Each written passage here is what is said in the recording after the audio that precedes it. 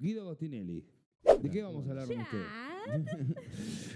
Bueno, hoy vamos a hablar de lo que más me estuvieron consultando, así que supongo que es un poco la inquietud en general de todos, de lo que ocurrió el viernes pasado con respecto a los anuncios de Caputo. Sí. Como para que se entienda, vamos a tratar de hacerlo lo más didáctico posible, para que se entienda un poco qué fue este anuncio, qué se pretendía y qué significa, ¿no?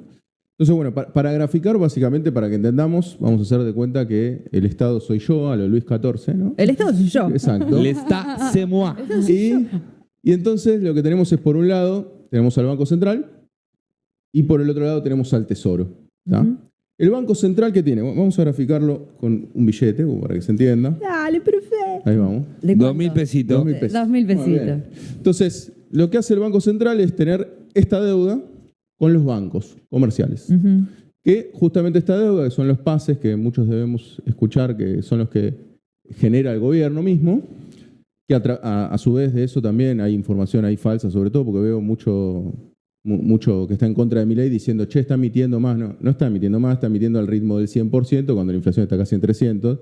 Entonces la emisión está por debajo de la inflación, por ende es una emisión real negativa. Entonces, ojo a no comerse la curva, a decir, mi ley dijo que no iba a emitir y está emitiendo menos. Entonces, realmente está cumpliendo su objetivo de tratar de emitir menos. Eso es importante destacar. Sí. Pero más allá de esto, digo, emite los pases y lo que hace es prometerle a los bancos que les va a dar los pesos más una determinada tasa de interés. ¿Por qué son tan importantes los pases? Porque uno me parece, che, ¿por qué no le dice al banco arréglatela solo o lo que fuera? Porque justamente esos pases son los que respaldan los depósitos. Por ende, todo lo que nosotros tenemos en el sistema bancario. ¿Vamos? Entonces, ¿qué fue lo que dijo Caputo? Dijo, bueno, ok, esta deuda que yo tengo con el Banco Central, que tiene con los bancos comerciales, dijo, ¿saben qué? Yo no me hago más cargo de esta cuestión, se la paso a la otra mano, al Tesoro. ¿Ah? Entonces, ¿cuál es el compromiso ahí? Yo no voy a seguir emitiendo para pagarte a vos, sino lo que voy a hacer es que el Tesoro te lo pague. Ahora, ¿qué pasa con el Tesoro? Uno me podría decir, bueno, ¿qué diferencia hay? De nuevo, por eso dije, el Estado soy yo. En definitiva, el mercado lo que detecta es, me estás cambiando de mano. Pero en realidad el que me debe es el mismo, que es el Estado. ¿Cuál es la diferencia? Que el Tesoro, la forma que tiene de financiarse, es a través del superávit fiscal. O sea, se financia con el AFIP y desde el Tesoro es de donde salen las partidas, por ejemplo, como lo que contamos recién, que es para posadas, para la educación y la salud en general, para toda la partida presupuestaria. O sea, el presupuesto lo ejecuta el Tesoro. Y a su vez recauda mediante impuestos. Ahora, ¿qué es lo que ocurre? Esto lo que obliga, naturalmente, es que haya superávit fiscal. Entonces, con ese superávit es supuestamente cómo se van a pagar esta deuda que hasta hoy tenía el Banco Central. ¿Vamos? Y que va a seguir teniendo, digamos, pero que la idea es que pase de un lado al otro. ¿Esto por qué es importante? Porque justamente si no hay superávit va a haber un problema. ¿Digamos? Porque justamente ahí es donde hace ruido para los bancos. Pero lo que evidentemente quería y esperaba el gobierno que iba a tener un impacto positivo era decir, che, fíjate que yo no voy a emitir más. Y evidentemente al mercado eso no es lo que le interesaba. Que esto es lo que a mí me parece que es un error de cálculo del gobierno. Que es pensar que alguien no le está creyendo a Milei de que va a emitir menos o de que va a tener superávit fiscal. Yo creo que eso es una creencia generalizada. ¿Cuál es el problema que está acá de fondo y que nosotros venimos señalando mucho? Es otro problema que no son estos los pesos. Dicho sea de paso, claro, cuando emite esta mano, ¿dónde mete? Mete la mano acá. No puede el Tesoro agarrar de bolsillo. O sea, siempre el que emite es la mano derecha, el Banco Central. El Banco Central emite, agarra y tiene más billetes. ¿Estamos? El Tesoro no puede hacer eso. Entonces, en definitiva, ¿qué es lo que detecta el mercado? Lo que detecta el mercado en realidad es que el Banco Central, esta mano derecha, puede hacer otras cosas, que ¿qué es? Intervenir en el mercado de cambios, sean los dólares. Entonces, por ejemplo, les pregunto, ¿ustedes acá tienen dólares para darme? No, la verdad que no. Bueno, digitales. Por eso no tenemos dólares. Entonces, eso fue lo que pasó el último mes. Esta mano se quedó vacía de dólares. Entonces, ¿qué es lo que pasó? El mercado, lógicamente, detectó, che, están teniendo un problema porque, como dijimos acá, el segundo trimestre del año es el trimestre en el cual acumulás con la cosecha gruesa. O sea que en ese trimestre te tiene que ir muy bien. Vos tenés que tirar prácticamente para todo el año. A lo largo del año igual seguís acumulando, podés seguir acumulando reservas, pero digo, el grueso está ahí, por eso cosecha gruesa. ¿Qué es lo que ocurre? En este segundo trimestre, el tercer mes, o sea, junio, no se acumularon reservas. Entonces, así como tengo la mano vacía de dólares y no conseguimos dólares acá, no consigo dólares el central en este mes. Entonces, eso es lo que está detectando el mercado y por eso el dólar levanta. Esto es importante porque entonces el diagnóstico, insistimos, y las crisis recurrentes en Argentina son por falta de dólares. Esto se tiene que entender. Si vos no acumulaste en el tercer mes con este tipo de cambio, porque también eso es importante, el gobierno se va metiendo obstáculos a sí mismo, porque está diciendo no voy a devaluar. ¿Por cuál es la forma de solucionarlo? Decimos, bueno, ok, devaluamos. ¿Por qué? Porque como toda oferta y demanda, si vos decís, che, el precio lo subo, se supone que tiene que caer la demanda, se supone, y la oferta obviamente va a aumentar. O sea, los exportadores liquidarían más. Entonces equilibrás de nuevo y podés volver a acumular reservas. Ahora, ¿qué es lo que dice el gobierno? No quiero. No lo voy a hacer, ¿no? Y se empeñaron y ahora sacaron un adelanto del presupuesto diciendo que el dólar iba a estar 1.000 y piquito de pesos, o sea que en definitiva están diciendo no voy a devaluar, ¿no? ¿Y cuál es el problema? Que no hay muchas salidas. O seguís perdiendo reservas, con lo cual no vamos a poder asumir los compromisos de deuda que tenemos, ni siquiera las mismas deudas que generó este gobierno con la emisión del BOPREAL, como para que se den una idea, el BOPREAL que era, ok, vos me pedís dólares a esta mano derecha, al Banco Central me pedís dólares. Yo, como no los tengo, los dólares, como acabamos de ver, no tengo dólares en el bolsillo, lo que hago es decir, toma, te doy un papelito y te voy a dar los dólares, pero de acá a un tiempo, a 1 año, 2 años, 3 años. Entonces, ¿qué es lo que pasó? Bueno, ahí lo que entra en juego es que como no tengo dólares, tengo que después cubrirlos, esas promesas que yo hice. Y si el gobierno y el Banco Central no acumula dólares, no puede pagar esa promesa futura. Y eso, el mercado, vamos a decirlo así, personificarlo, aunque el mercado es muy heterogéneo, justamente lo que detecta es, che, vas a tener problemas para pagarme eso. Entonces, el tipo de cambio que no podés manejar, que es el paralelo, aumenta. Vamos, porque dice, che, si vos tenés dólares, acá van a valer más. Tarde o temprano vas a tener que devaluar, tarde o temprano vas a convalidar esto. Así que eso básicamente explica la problemática del gobierno. El gobierno anula una de las posibilidades, que es la de devaluar, pareciera, o por lo menos hasta que no resista más. Sabemos que ese va a ser el destino final, quiera o no quiera el gobierno. Después tenés dos posibilidades más. Tenés el cepo, que sería agravar el cepo, lo cual sería muy raro que eso ocurriese. Porque ¿qué otra solución yo te puedo dar? Che, pará, te están empujando por los dólares. O sea, te están saliendo más dólares de lo que te entran. ¿Qué tenés que hacer? Bueno, a los importadores les decís de nuevo que tienen un cupo para importar por año, que sería volver, ¿no?, hacia atrás con esta cuestión. Suena raro que eso vaya a ser el gobierno. Sería una contradicción muy fuerte. Sería una más, pero sería muy fuerte en este caso. Pero con los propios, digo, capaz. Yo creo que eso está bastante descartado, pero bueno, lo quiero decir porque técnicamente es lo que podrías hacer. Claro. Y la tercera, que me parece que es por la que va el gobierno, es endeudarte más.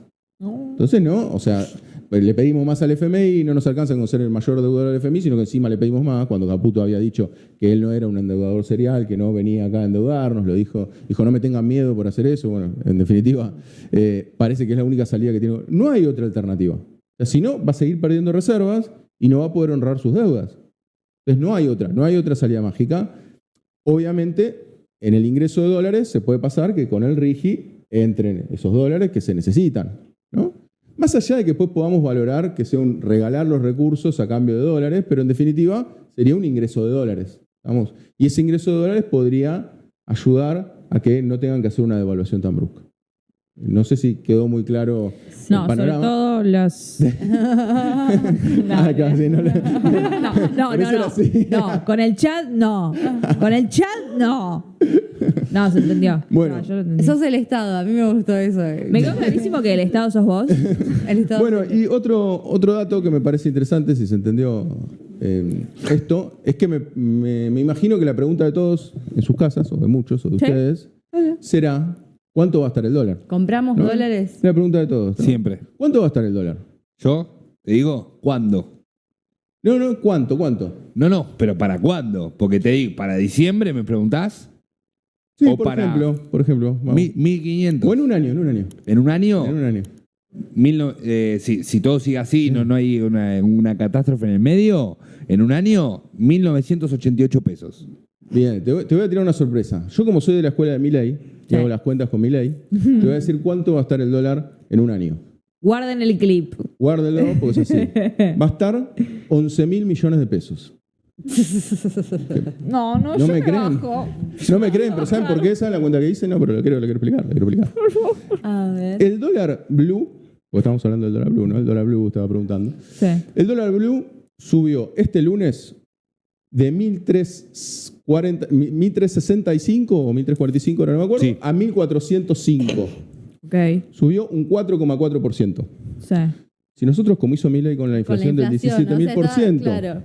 lo multiplicamos por los 365 días en forma exponencial, que es lo mismo que hizo Milei con esa teórica inflación de un 1% diaria, y extrapolamos ese 4,4 a todo el año, llegamos a la suma de que el dólar tendría que estar 11.000 millones de pesos. O sea, esto es digamos, poniéndole un ejemplo, Después te hacen Lo el clip y el ridículo. año lo ridículo que son los cálculos de Milei. O sea, si seguimos la misma línea de extrapolar la información diaria a forma anual, llegamos a estas ridículas. Claramente el dólar no va a estar a 11.000 millones de pesos. Lo que sí sabemos es que va a tener una presión grande y también, para quienes también me consultaron mucho de, che, vamos, compro dólares, no compro dólares, siempre ocurre lo que terminó pasando hoy. Yo a los que les respondí, por lo menos ayer, por lo menos tuvieron ese recaudo, que fue siempre que tenemos la disparada de un dólar así tan brusca, se genera un overshooting, o sea, una sobrereacción. Sí. O sea, es importante, siempre en el mercado lo que tratás de hacer es justamente detectar antes de que eso ocurra. Claro. Si no lo detectás antes y lo agarrás después, y bueno, es Hacés la cierto. plancha. No, se puede hacer una disparada. Vos podés decir, che, se pudo haber ido a 1.400, de golpe 1.500, 1.600, che, ¿y por qué no compré a 1.400? Puede pasarte. Nada está dicho en economía. Lo que sí, como el mercado es muy volátil y es muy ágil, lo que ocurre es que si se te fue de golpe a 1.400, posiblemente al día siguiente baje un poquito. Baje un poquito. O sea que esperá, no te comas esa sobrereacción. Esto no quiero decir, no se da siempre, insisto. Cuando hay una corrida de varios días seguidos, se te puede ir, pero la mayoría de las veces ocurre esto. Pega un salto grande, achica un poco y después puede pegar otro salto grande. O sea que siempre hay que esperar el día que baja un poquito para volver para comprar. Lo Para que, lo que yo noté en estos últimos años, que cada vez se acelera más también el periodo de overshooting y de corrección. Pasó que se corrigió, suponete, se corrige ahora en 2 días, pero después empieza a subir de nuevo. Yo siento eso, que cada vez se acelera más Sí, sí. la brecha que hay entre subida y bajada. Porque cada vez también estás más atrasado. O sea, vos tenés un tipo de cambio que Sí. quedó relativamente fijo. Vos fijate que eso no pasaba tanto en periodos de estabilidad cambiaria, de mayor tiempo, no sé, por nombrar de hecho, durante la época de Néstor, justamente lo que ocurría era al revés. O sea, había una tendencia a la baja del dólar oficial, entonces eso generaba estabilidad cambiaria. De hecho, para que se entienda que se puede hacer las cosas distintas en este sentido, es que justamente lo que ocurría con Néstor Kirchner es que esta cuestión de los dólares que teníamos acumulaba mucho más dólares. Entonces, ¿qué era lo que ocurría? Era una decisión también acumular dólares, porque pensémoslo al revés, yo sé que hoy suena medio utópico, pero ¿qué pasa si vos tenés mucha más gente ofreciéndote dólares que los que vos requerís o demandás? Supuestamente. El tipo de cambio tiene que bajar, que es Claro. una cosa rara, digamos, para hoy, pero digo, pasaba. Ahora, ¿cuál fue la decisión del gobierno? Por eso, a veces, esto está bueno porque muchos libertarios me dijeron mucho, porque yo hablé un poco de la época de Néstor, esta comparación en mis redes, comparé un poco este superávit de Néstor con el superávit que ahora está mostrando la Libertad Avanza, que para mí no tiene nada que ver. Si bien yo reconozco que hay superávit, digo, no tiene nada que ver, porque uno era justamente, este es por baja de jubilaciones, por baja de salarios estatales, por despidos, y el otro era todo lo contrario. Entonces, diferenciando esta cuestión, lo que vos tenés es que ahí hay una decisión. Y ahí, ¿qué es lo que ellos me respondían, los libertarios que se meten ahí en las redes? Siempre, y yo les respondo muy amablemente. Me decían, che, pero vos no estás teniendo en cuenta de que en realidad Néstor Kirchner agarró con todo a favor, con la soja, con lo otro, lo cual es cierto, los precios internacionales de soja estaban altos. Ahora, ¿cuál es la decisión? Y yo me acuerdo que las declaraciones de López Murphy en ese sentido, en ese momento, él dijo, bueno, pero a mí dame este contexto, y yo también era el presidente más adorado, lo dijo abiertamente. ¿Saben por qué no hubiese sido el presidente más adorado López Murphy en ese contexto? Porque lo que hubiese hecho un liberal, es decir, que el tipo de cambio lo fija el mercado. Entonces, ¿qué ocurría? El tipo de cambio te bajaba, y efectivamente vos tenías un tipo de cambio más fuerte, te podía ayudar con el tema precios, siempre que el tipo de cambio baje es conveniente para el tema precios, pero no hubiese acumulado reservas. La acumulación de reservas, y esto está bueno como para que se entienda, justamente lo que hizo fue llenar la demanda de esos dólares ante la gran oferta. ¿Se entiende? ¿Por qué el tipo de cambio con Néstor Kirchner no se desplomó a 2 mangos, como todos decían? Estaba 3-1, todos los analistas decían, che, se cae a 2. ¿Por qué? Porque había mucha oferta de dólares, mucha exportación. Entonces, si hubiese sido un liberal, Néstor Kirchner lo que hubiese dicho es que lo determina el mercado. Bajaba a 2, listo, que se equilibre, se vaya equilibrando. ¿Cuál era el problema? Que ahí no acumulábamos reservas. La decisión, que no solamente de Néstor Kirchner, sino de Lavagna, que estaba a cargo del Ministerio de Economía, fue, no, cubramos nosotros ese bache comprando reservas. Entonces lo mantenemos relativamente estable, el tipo de cambio, un poco más arriba. Eso me permite acumular reservas y eso fue lo que finalmente terminó desembocando en pagar al FMI. Pero se entiende que si hubiese sido... No es cierto que el viento de cola te favorezca a quien seas, sino que vos tenés una decisión política sobre ese viento de cola. Te puedo poner un ejemplo concreto sobre esto Sí. que me parece importantísimo. Algún día vas a ir a la luz la investigación del litio que estamos haciendo hace 2 meses. En el caso del litio, en los momentos donde el precio internacional más alto estuvo, que llegó a estar $80.000 la tonelada, los gobiernos provinciales, que son todos que exportan, en ningún momento tuvieron la decisión política de acumular reservas. Y le siguieron cobrando a las empresas el 3% y permiten la corrupción, digamos, estatal y privada, porque todas las empresas declaran menos de lo que exportan. Y les conviene a las empresas pagar multas sobre lo que no declaran, porque es mucho más barato, digamos, que realmente declarar. Y aún en los momentos donde estaba 80 lucas, las empresas siguieron exportando a rangos que van de los $8.000 a los $40.000, en el mejor de los casos, la tonelada. Entonces, ahí parece extraño, uno no está defendiendo a Néstor Kirchner, sino que a veces es la viveza política, porque hay políticos que son tan mediocres que se quedan con la chiquita de hacer caja chica para sus boludeces, en lugar de estar acumulando dólares y reservas para sus provincias de otra manera. Claro, sí, totalmente. No, y está bien lo que señalás, digo, porque dije lo del FMI, no es solamente lo del FMI, sino haber tenido unas reservas de las más grandes de los últimos tiempos que tuvimos, con justamente tener esas reservas que te permiten pagar, entre otras cosas, al FMI. Pero totalmente, si vos tenés... Porque ¿cuál es la diferencia? ¿Por qué ahora estamos teniendo estos problemas con el dólar? Bueno, justamente porque las reservas que recibió, y eso siempre lo dijimos, que recibió Milei, fueron negativas. Entonces, claramente fue una situación de debilidad la de Milei, la del Frente Cambiario. Nadie está diciendo que hubiese sido sencillo resolverlo para otro tipo de gobierno. Lo que sí está claro, y quizás no lo aclaramos tanto para el comienzo, que lo que esperaba el mercado era que se abra el cepo, que se dé una apertura progresiva del cepo, y eso no ocurrió. Entonces, ahí estaba la expectativa. Me parece que generaron una expectativa con un discurso y en definitiva lo que hicieron fue cambiar de mano de deudor, como traté de explicar acá, ¿no? O sea, lo que hicieron fue, en definitiva, es el mismo Estado que te debe y lo que ellos esperaban es, bueno, ok, acá abre el cepo. O abre bastante el cepo, vamos a decirlo así. Acordémonos que el cepo siempre es la restricción del acceso al tipo de cambio oficial. Vos podés tratar de ir abriéndolo de a poco, por ejemplo, esta cuestión que no pueden acceder las empresas. Podrías decir, che, ahora las empresas pueden acceder al tipo de cambio oficial. Se está más flojo de quilombo, pero digo, podés hacerlo o podés que cada uno individualmente pueda acceder al oficial o que el impuesto país efectivamente cumpla y caiga el impuesto país. Eso sería una forma de ir abriendo progresivamente el cepo. Bueno, eso no ocurrió. Entonces el mercado se comió esa curva y entonces se desplomó naturalmente todo. Y ahora, de nuevo, también a la inversa, algunas acciones se están levantando un poquito, los títulos también, porque el desplome siempre hay una sobrereacción también a la baja. Así que esperemos que se estabilice un poco más, aunque yo lo veo difícil porque la cuestión en el largo plazo tiene inconsistencias. De nuevo, si no encuentran la vuelta para acumular dólares en forma genuina, esto se va a volver muy complejo. Hasta ahora, y eso hay que decirlo por más que me traiga que alguno me putee, hasta ahora lo venía haciendo bien. Hasta hace un mes, para mí el gobierno estaba haciendo una buena gestión en ese único sentido, en la acumulación de dólares. Y sin embargo, ahora está haciendo todo lo contrario. O sea, justamente si se estaba metiendo como meta acumular reservas, estaba bien. El problema es que ahora que no estás acumulando, evidentemente algo tenés que cambiar. Porque si no, vas a entrar a una vorágine donde no te va a alcanzar. El señor Guido Agostinelli, fuerte el aplauso para la columna de economía.